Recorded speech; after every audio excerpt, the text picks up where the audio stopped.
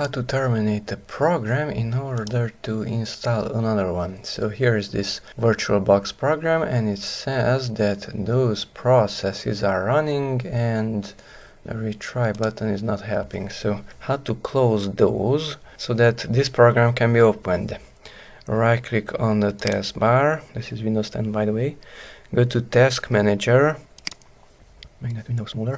Come here to Details.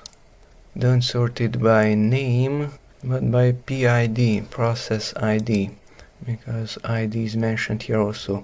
Now those are the numbers, and we have 15,444. So scroll down until you see 15,000, and that's it, 15,444. So that program, right click on it and end task and process. Now the next one, 9,336.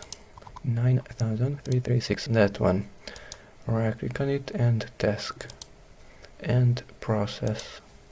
Minimize it and now retry. And now it is being installed.